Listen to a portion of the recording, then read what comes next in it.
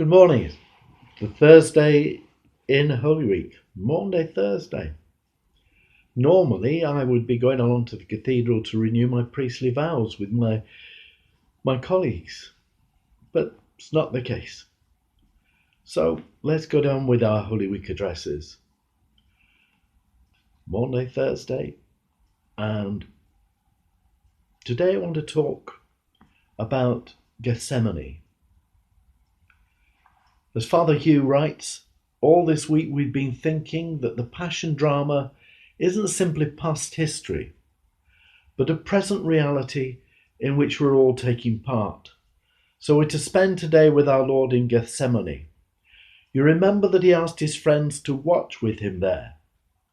But don't let's make any mistake about what's happening on these last 2 days of our Lord's life. You know, we're not watching a brave, defenseless young man being gradually cornered and hounded to his death by forces too strong for him. We're watching one who's actually, we believe, stronger than all his adversaries put together, taking the kingdom of heaven by force. You know, there's a great irony running through the Passion. It's not Pilate or Caiaphas or Judas or the priests or the Jews, but their victim who's in command. The others are all whipped forward under the spur of their ambition and pride, impelled by their fears or their greed. But throughout the Passion, our Lord moves with sure steps, majestically to his triumph, choosing the moment when each event shall take place, and sometimes, it seems, even arranging the details.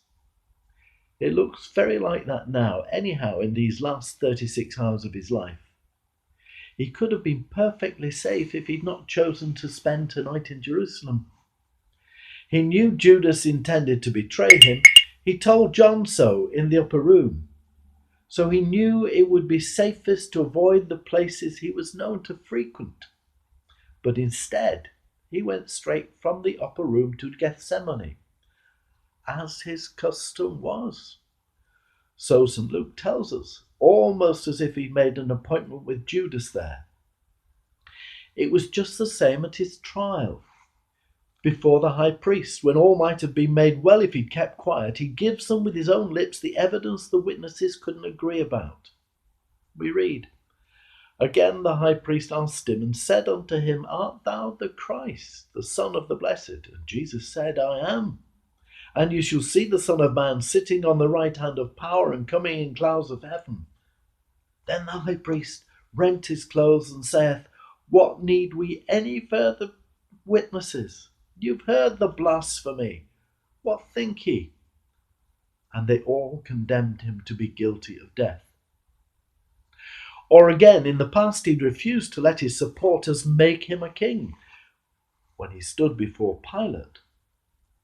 Though a word of denial or explanation might have saved his life, he refused to disown that title.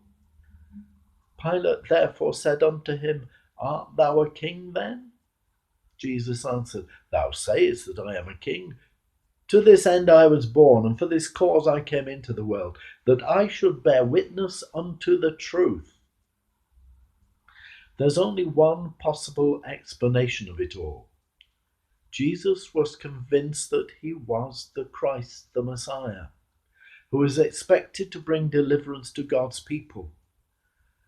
Probably through meditating on the later chapters of the book of Isaiah, he'd come to believe that this could only be done by laying down his life for them. And he was convinced that the moment had come to do this. St. John tells us that on 2 previous occasions he'd avoided arrest. The reason? Because his hour was not yet come. But tonight he prays in the upper room, Father, the hour is come. So we go with him to Gethsemane.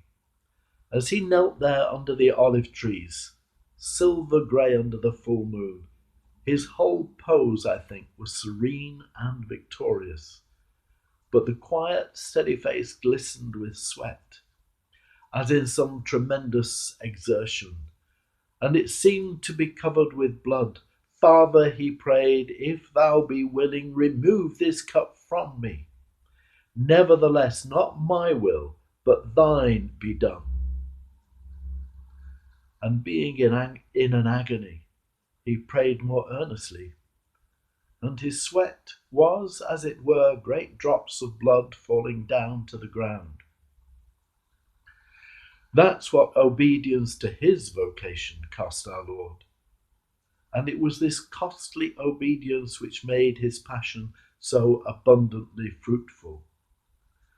Obedience had been the law of his life. My meat, he said, is to do the will of him that sent me. So, in that spirit, he submitted himself to the needs and claims of those who pressed on him. Throughout his life, he never moved a hair's breadth from his Father's will, and now we see him being obedient unto death, even the death of the cross. And at any moment, he could have stopped it all and taken some other course if he'd chosen to do so. Instead, he willed every detail of his passion. I lay my life down that I may take it again. No one taketh it from me, but I lay it down of myself. I have power to lay it down, and I have power to take it again. John chapter 10, verse 18. And the point is that for you and me, as for our Lord, obedience is the only reliable test of our love for God. And it's sheer hypocrisy and sentimentality to talk about love unless all the time you're building into love obedience. That was one of the great themes of our Lord's last talk with his apostles before they left the upper room. Will you read it sometime today in St. John's Gospel? You'll find it in chapters 14 to 17. If ye love me, he says, keep my commandments. If a man love me, he will keep my words. If ye keep my commandments, ye shall abide in my love, even as I have kept my Father's commandments, and abide in his love. In other words, our love for God and our love for our neighbour is to be recognised primarily by the actions, not the feelings, which it produces. Of course, in the end, in the next world, if not in this, that love will penetrate every fibre of our being and involve the whole of our personality. But still the fact remains that the acid test of love is what it does, how it acts, and not what feelings it induces in us. In the early stages, anyhow, love is not so much an emotion as a policy. It begins by being a way of treating God and our fellow men rather than a way of feeling about them.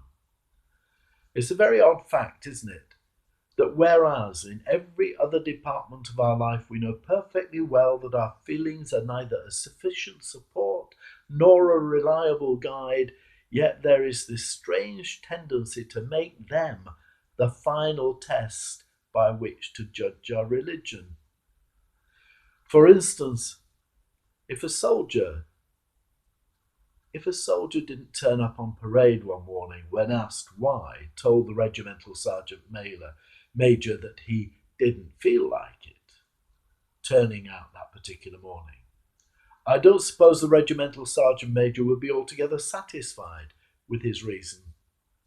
Or if when you get home from work, any evening, if you are working, you find the fire out.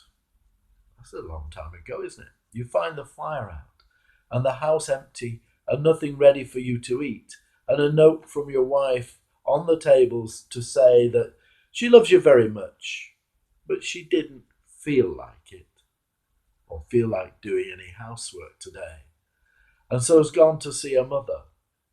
I don't suppose any of you men would feel entirely satisfied, would you? And yet that's exactly why so many people, what so many people say to God. They go to church, they say their prayers, and receive Holy Communion when they feel like it, and even persuade themselves that it would be insincere to do so at any other times. And you see, our feelings aren't the real test. They're always changing. They depend on all sorts of things like the weather and our digestion and the news and our circumstances and so on.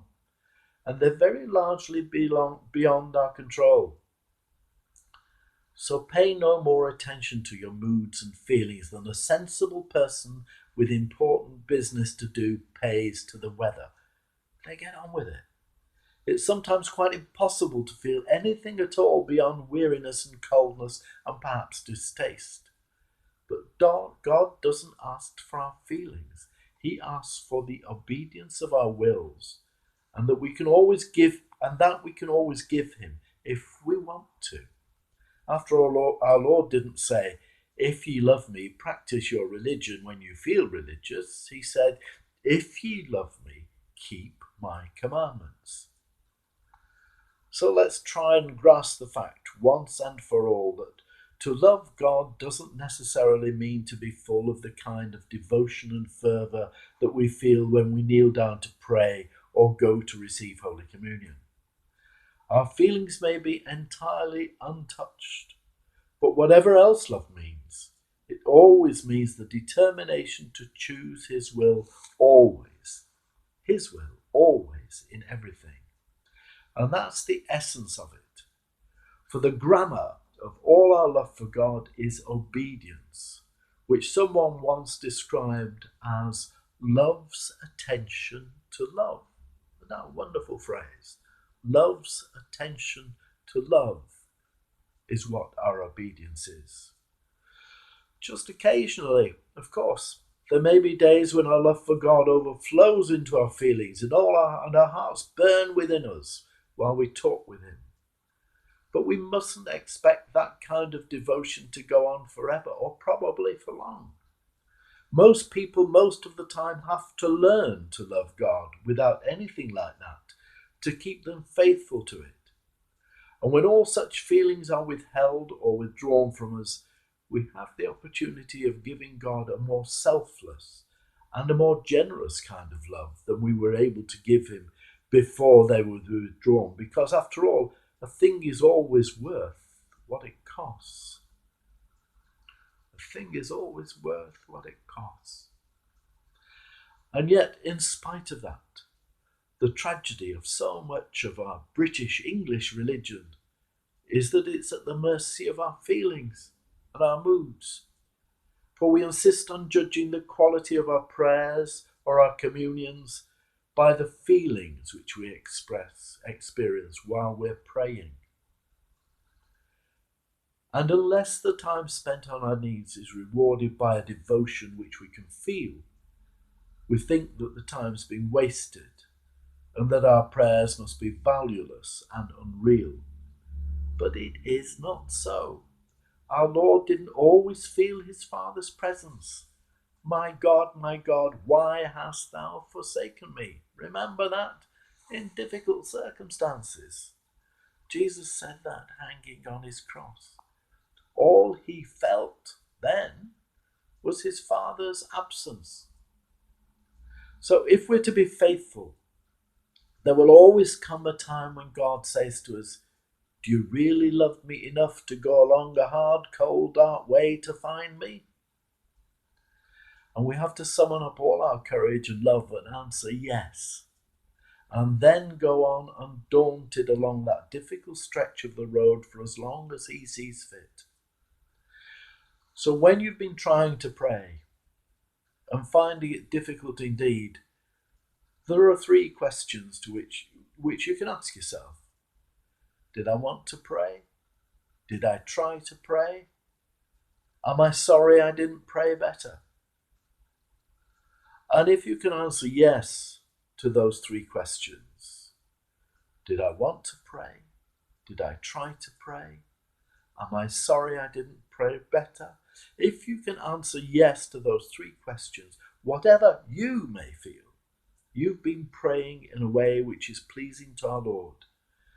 And you may have been very close to him tonight in Gethsemane. Persevere in your obedience. Tomorrow is Good Friday. I'll speak to you then.